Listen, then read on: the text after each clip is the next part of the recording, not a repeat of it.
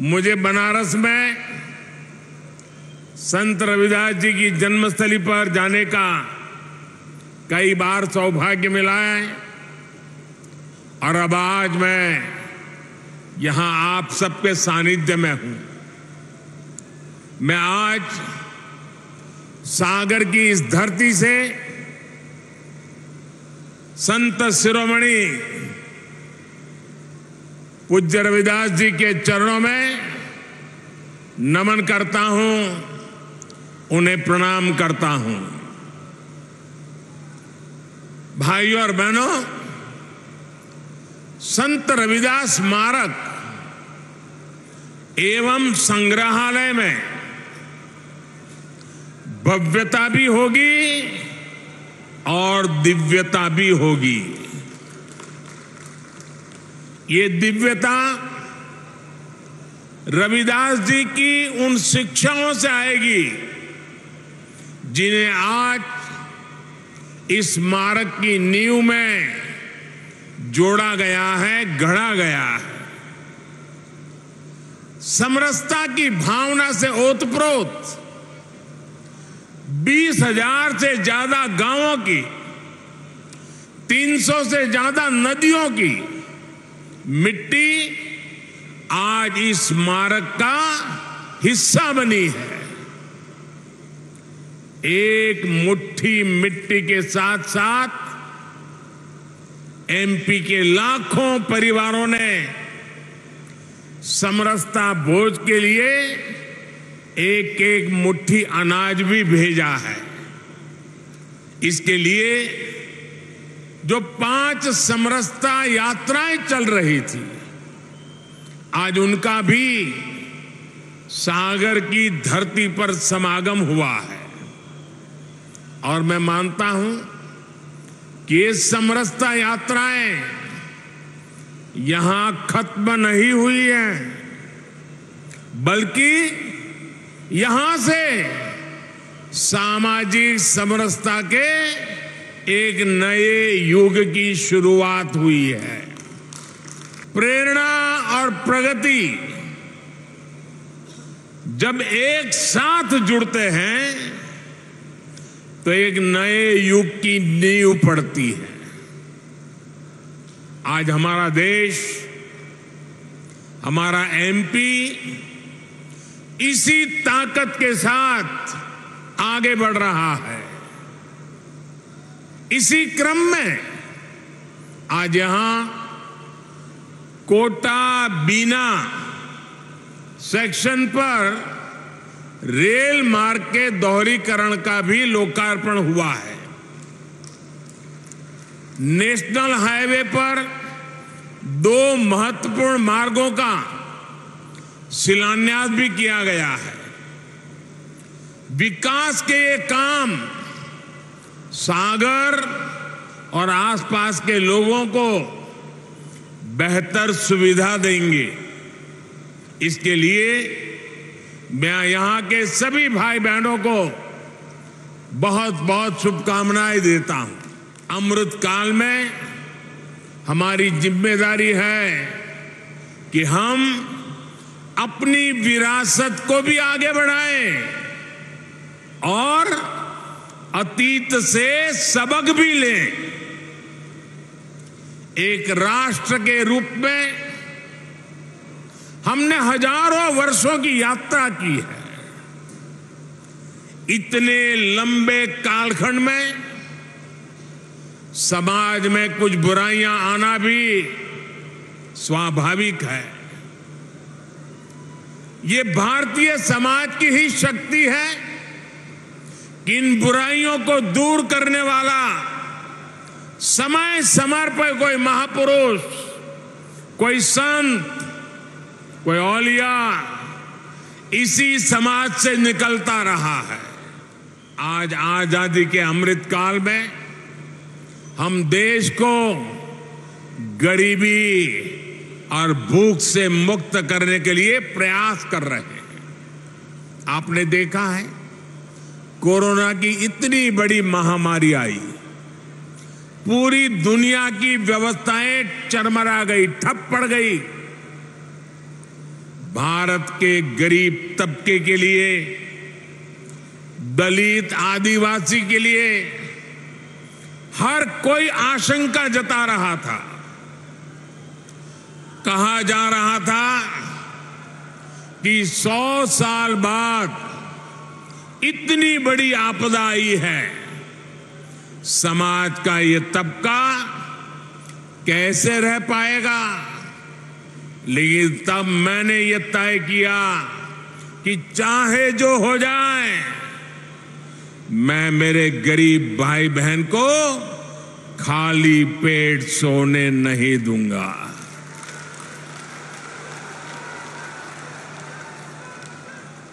दोस्तों, मैं भली भांति जानता हूं कि भूखे रहने की तकलीफ क्या होती है। मैं जानता हूं कि गरीब का स्वाभिमान क्या होता है। मैं तो आपके ही परिवार का सदस्य हूं। आपका सुख दुख समझना मुझे किताबें नहीं ढूंढनी पड़ती। इसलिए हमने प्रधानमंत्री गरीब कल्याण अन्न योजना शुरू की। 80 करोड़ से ज्यादा लोगों को मुफ्त राशन सुनिश्चित किया। और आज देखिए, हमारे इन प्रयासों की तारीफ पूरी दुनिया में हो रही है। साथियों, आज देश गरीब कल्याण की जितनी भी बड़ी योजनाएं चला रहा है, उसका सबसे बड़ा लाभ दलित, पिछड़ा, आदिवासी समाज को ही हो रहा है। आप सब अच्छे से जानते हैं, पहले की सरकारों के समय जो योजनाएं आती थी वो चुनावी मौसम के हिसाब से आती थी। लेकिन हमारी सोच है कि जीवन के हर पड़ाव पर देश दलित, वंचित, पिछड़े, आदिवासी, महिलाएं, इन सब के साथ खड़ा हो। हम उनकी आशाओं, आकांक्षाओं को सहारा दें। आप देखिए, जरा योजनाओं पर नजर करेंगे तो पता चलेगा। बच्चे के जन्म का समय होता है तो मातृ वंदना योजना के जरिए गर्भवती माता को 6,000 रुपये दिए जाते हैं ताकि मां बच्चा स्वस्थ रहे। आप भी जानते हैं कि जन्म के बाद बच्चों को बीमारियों का, संक्रामक रोगों का खतरा होता है। गरीबी के कारण दलित, आदिवासी बस्तियों में इनकी सबसे ज्यादा मार होती है। आज नवजात बच्चों की पूरी सुरक्षा के लिए मिशन इंद्रधनुष चलाया जा रहा है। बच्चों को सभी बीमारियों से बचने के लिए टीका लगे, ये चिंता सरकार करती है। मुझे संतोष है कि बीते वर्षों में 5.5 करोड़ से अधिक माताओं और बच्चों का टीकाकरण किया जा चुका है। साथियों, आज हम देश के 7 करोड़ भाई बहनों को सिकल सेल एनीमिया से मुक्ति के लिए अभियान चला रहे हैं।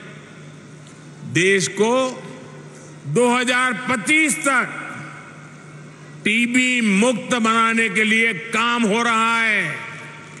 कालाजार और दिमागी बुखार का प्रकोप धीरे धीरे कम हो रहा है। इन बीमारियों से सबसे ज्यादा दलित, वंचित, गरीब परिवार वही इसके शिकार होते थे। इसी तरह अगर इलाज की जरूरत होती है तो आयुष्मान योजना के जरिए अस्पतालों में मुफ्त इलाज की व्यवस्था की गई है। लोग कहते हैं मोदी कार्ड मिल गया है, 5 लाख रुपए तक अगर कोई बीमारी को लेकर के बिल चुकाना है तो ये आपका बेटा कर देता है। साथियों, जीवन चक्र में पढ़ाई का बहुत महत्व है। आज देश में आदिवासी बच्चों की पढ़ाई के लिए अच्छे स्कूलों की व्यवस्था हो रही है। आदिवासी क्षेत्रों में 700 एकलव्य आवासीय स्कूल खोले जा रहे हैं। उन्हें सरकार पढ़ाई के लिए किताबें देती है, स्कॉलरशिप देती है। मिड डे मील की व्यवस्था को बेहतर बनाया जा रहा है ताकि बच्चों का अच्छा पोषण वाला खाना मिले। बेटियों के लिए सुकन्या समृद्धि योजना शुरू की गई है ताकि बेटियां भी बराबर से और बराबरी से आगे बढ़े। स्कूल के बाद हायर एजुकेशन में जाने के लिए SC, ST, OBC युवा युवतियों के लिए अलग से स्कॉलरशिप की व्यवस्था की गई है। हमारे युवा आत्मनिर्भर बने, अपने सपनों को पूरा कर सके, इसके लिए मुद्रा लोन जैसी योजनाएं भी शुरू की गई हैं। मुद्रा योजना के अब तक जितने लाभार्थी हैं उनमें बड़ी संख्या में SC, ST समाज के ही मेरे भाई बहन हैं और सारा पैसा बिना गारंटी दिया जाता है। साथियों, SC, ST समाज को ध्यान में रखकर हमने स्टैंड अप इंडिया योजना भी शुरू की थी। स्टैंड अप इंडिया के तहत SC, ST समाज के युवाओं को 8,000 करोड़ रुपए की आर्थिक सहायता मिली है। 8,000 करोड़ रुपए ये हमारे SC, ST समाज के नौजवानों के पास गए हैं। हमारे बहुत से आदिवासी भाई बहन वन संपदा के जरिए अपना जीवन यापन करते हैं। उनके लिए देश वन धन योजना चला रहा है। आज करीब 90 वन उत्पाद को MSP का लाभ भी मिल रहा है। इतना ही नहीं, कोई भी दलित, वंचित, पिछड़ा बिना घर के न रहे। हर गरीब के सर पे छत हो, इसके लिए प्रधानमंत्री आवास भी दिए जा रहे हैं। घर में सभी जरूरी सुविधाएं हो, इसके लिए बिजली कनेक्शन, पानी कनेक्शन भी मुफ्त दिया गया है। इसका परिणाम है कि ST, ST समाज के लोग आज अपने पैरों पर खड़े हो रहे हैं। उन्हें बराबरी के साथ समाज में सही स्थान मिल रहा है।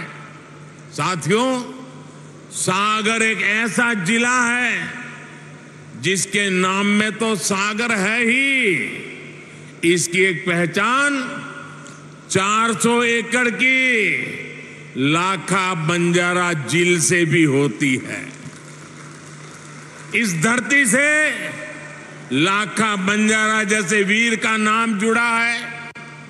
लाखा बंजारा ने इतने वर्ष पहले पानी की अहमियत को समझा था, लेकिन जिन लोगों ने दशकों तक देश में सरकारें चलाई, उन्होंने गरीबों को पीने का पानी पहुंचाने की जरूरत भी नहीं समझी।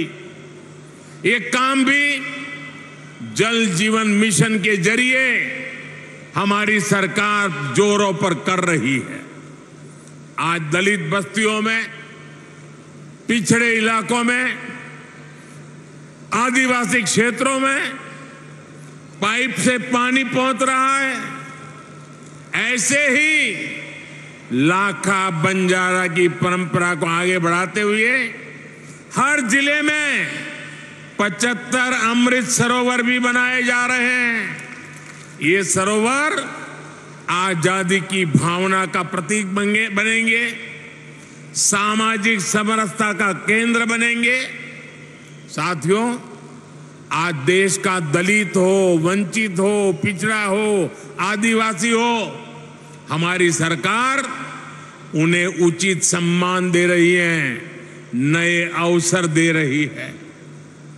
न इस समाज के लोग कमजोर हैं, न इनका इतिहास कमजोर है। एक से एक महान विभूतियां समाज के इन वर्गों से निकल कर आई हैं। उन्होंने राष्ट्र के निर्माण में असाधारण भूमिका निभाई है। इसलिए आज देश इनकी विरासत को भी गर्व के साथ सहेज रहा है। बनारस में संत रविदास जी की जन्मस्थली पर मंदिर का सौंदर्यीकरण किया गया। मुझे खुद उस कार्यक्रम में जाने का सौभाग्य मिला।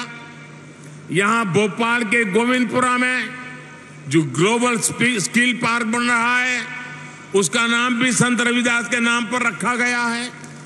बाबा साहब के जीवन से जुड़े प्रमुख स्थानों को भी पंच तीर्थ के रूप में विकसित करने का जिम्मा हमने उठाया है। इसी तरह आज देश के कई राज्यों में जनजातीय समाज के गौरवशाली इतिहास को अमर करने के लिए म्यूजियम बन रहे हैं।